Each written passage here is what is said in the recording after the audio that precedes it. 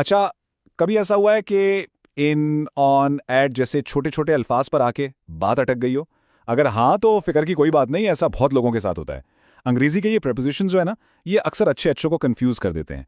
लेकिन चलें, आज मिलकर इस मसले को हल करते हैं और इस गुत्थी को सुलझाते हैं। तो इस चैलेंज से निपटने का सबसे अच्छा तरीका क्या है? भाई, एक असली ग्रामर क्विज। और हाँ, हम सिर्फ सही जवाब नहीं ढूंढेंगे, बल्कि उसके पीछे की वजह, उसकी मंतिक को भी समझेंगे, ताकि ये छोटे छोटे अल्फाज आइंदा कभी परेशानी का बायस ना बने। चलें जी, शुरू करते हैं।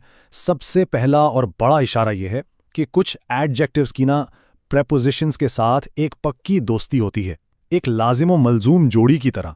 मतलब उनका एक खास प्रेपोजिशन पार्टनर होता है जो तकरीबन हमेशा ही उनके साथ जुड़ा होता है।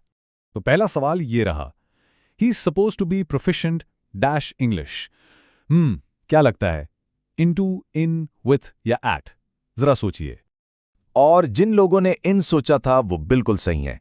He is suppose to be proficient in English. यहां प्रोफिशिएंट और इन की जोड़ी बनती है। अब देखते हैं कि ऐसा क्यों है।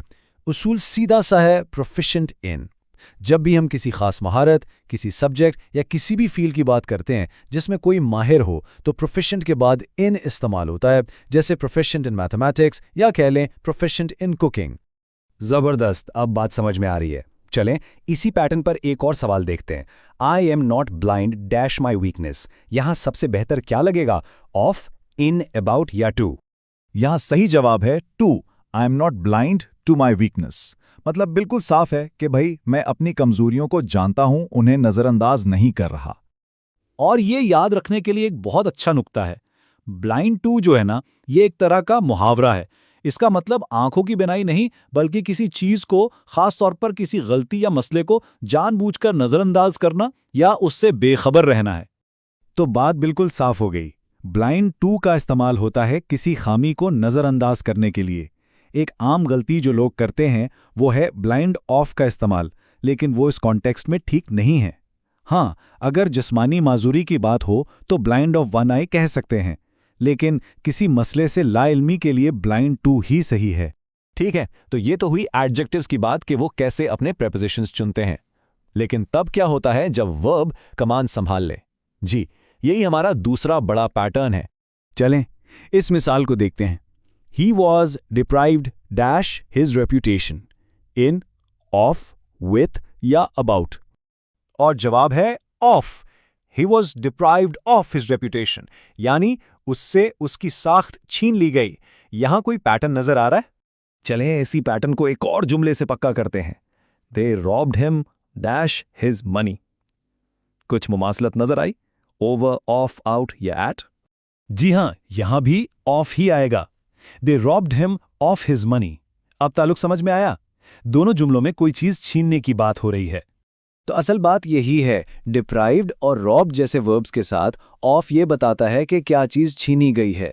ये एक तरह से महरूमी का प्रेपोजिशन है, जैसे डिप्राइव्ड ऑफ राइट्स या रॉब्ड ऑफ अपॉर्चुनिटी। ये याद रखने के लिए एक बहुत काम का पैटर्न है। अच्छा, इस हिस्से का आखिरी सवाल। Everybody craves dash wealth after, for, about या ऑफ। यहां क्रेव के साथ कौन सा प्रेपोजिशन लगेगा? जवाब है for. Everybody craves for wealth. जब किसी चीज की शदीद ख्वाहिश हो तो उसके लिए क्रेव फॉर इस्तेमाल होता है। ये एक बहुत गहरी ख्वाहिश को जाहिर करता है। बहुत खूब। तो एडजेक्टिव्स और वर्ब्स की कहानी तो समझ आ गई, लेकिन कभी कभी प्रेपोजिशंस किसी कायदे कानून को नहीं मानते। वो बस एक खास फिक्रे या मुहावरे का हिस्सा होते हैं, बिल्कुल एक तकिया कलाम की तरह। और ये ही हमारा आखिरी हिस्सा है, फिक्स्ड एक्सप्रेशंस यानी मखसूस मुहावरे। इनमें ग्रामर के उसूलों से ज्यादा जरूरी है कि इन्हें एक यूनिट के तौर पर याद रखा जाए। सवाल है, his sickness confined him dash bed, to, on, with in या फ्रॉम? यहां जवाब है to. His sickness confined him to bed. असल में कन्फाइंड टू एक बहुत आम मुहावरा है जिसका मतलब है किसी एक जगह तक महदूद हो जाना, जैसे कन्फाइंड टू अ व्हीलचेयर या कन्फाइंड टू अ रूम। चलें जी, आज का आखिरी challenge. You can hardly dispense dash this book. कौन सा लफ्ज इस फ्रेजल वर्ब को मुकम्मल करेगा? ऑफ, फॉर, इनटू या विद? और सही जवाब है with। You can hardly dispense with this book। Dispense with एक फ्रेजल वर्ब है जिसका मतलब है किसी चीज के बगैर गुजारा करना या उससे जान छुड़ाना। तो इस जुमले का मतलब हुआ कि ये किताब इतनी ज़रूरी है कि इसके बगैर गुजारा मुमकिन नहीं। बहुत अच्छे। तो आज की सारी बात का खुलासा क्या है? हमने प्रेपोजिशंस को समझने के लिए एक ज़बरदस्त 3 कदमी हिकमत अमली सीखी है।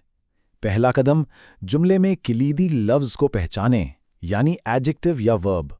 दूसरा कदम, याद करें कि उसका आम पार्टनर प्रेपोजिशन कौन सा है। और तीसरा और बहुत अहम कदम, हमेशा ये देखें कि कहीं ये कोई ख़ास मुहावरा या फ्रेजल वर्ब तो नहीं।